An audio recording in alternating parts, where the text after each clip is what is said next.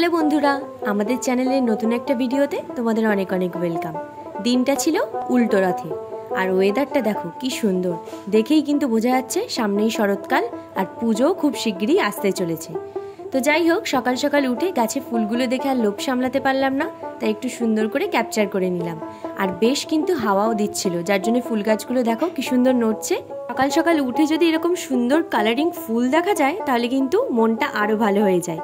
ঠাকুরের জন্য ফুল তোলা কিন্তু এখানে হয়ে গেল। এই হলো বর্ষাকালের ধরন।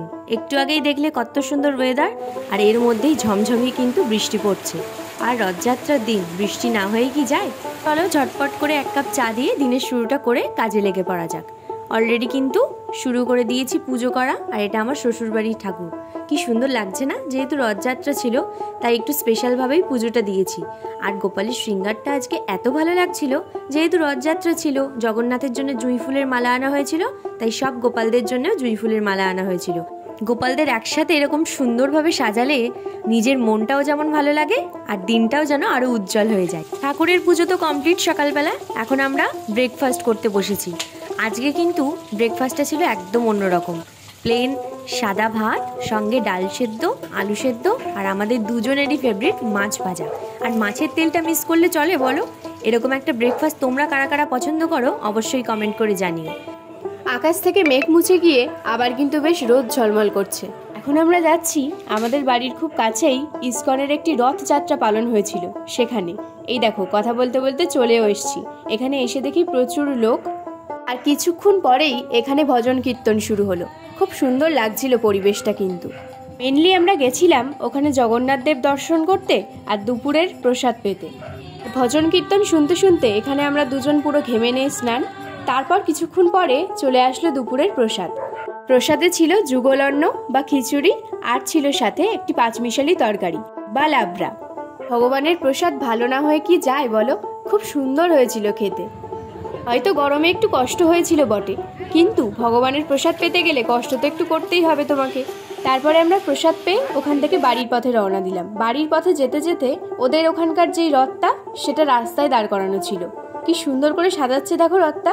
এই রথটাকে নিয়েই ওরা বিকেলে পরিক্রমাতে বেরাবে, মানে জগন্নাথ দেব তার নিজ স্থানে ফিরে যাবেন মাসির বাড়ির থেকে। চলো এবার বাড়ির দিকে যাওয়া যাক। এই দিকের আকাশটা দেখে অ্যাকচুয়ালি মনে হচ্ছে যে প্রচণ্ড মেঘ করে আছে, আর এই দিকের আকাশটা একবার দেখো, পুরো শরতের আকাশ। কি দারুণ লাগছে, তাই না? তো কিছুর মাঝে আমাদের বাড়ির গোপালের শৃঙ্গারটাই তোমাদেরকে দেখানো হয়নি, তাই হঠাৎ করে মনে পড়াতেই তোমাদেরকে দেখিয়ে দিলাম। কি সুন্দর লাগছে দেখো। 2000 years later. এখন বাজছে ওই 5টা মতো। আমরা আজকে সকাল সকালই চলে এসেছিলাম মেলাতে, যেহেতু মা ছিল সাথে, তাই মায়ের শরীরটাও একটু খারাপ ছিল, তাই বললাম চলো সকাল সকালই যাওয়া যাক। তাড়াতাড়ি আসলেও ভিড়টা কিন্তু ছিল চোখে পড়ার মতো। আর বলতে না বলতেই আকাশ ভরা কিন্তু আবার মেঘও করে আসছিল। মায়ের শরীরটা যেহেতু ভালো না, তাই তাড়াতাড়ি করে বৃষ্টি আসার আগেই আমাদেরকে বাড়ি ফিরতে হবে।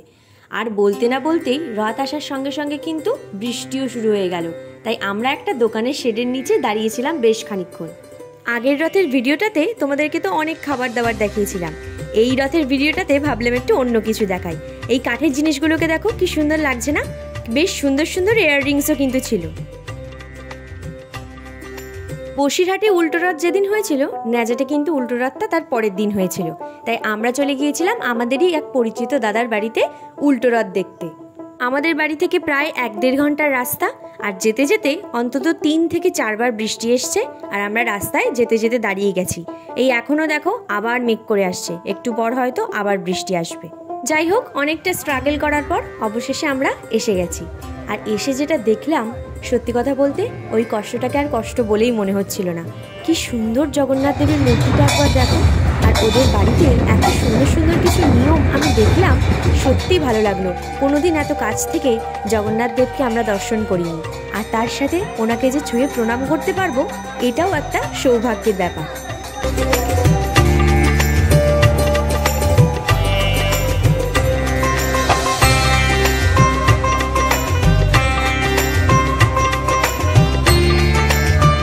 দেখতেই পেলে তোমরা একে একে জগন্নাথ দেব, বলরাম আর সুভদ্রা তিনজন কিন্তু রথে উঠে গেল। আর আবার একটা বছর পরে তারা এই মাসির বাড়িতে ফিরবে 7 দিনের জন্য। নাচ গান হই হুল্লোড়ের মধ্যে দিয়ে কখন যে সময়টা চলে যায় সত্যি বোঝা যায় না। তো চলো আমরাও এবার বাড়ির পথে এগোই। আর রাস্তায় যেতে যেতে আবারও একটা কিন্তু রথ চোখে পড়লো। যাই হোক, ভিডিওটা ভালো লাগলে অবশ্যই লাইক, কমেন্ট, শেয়ার আর সাবস্ক্রাইব করে দিও।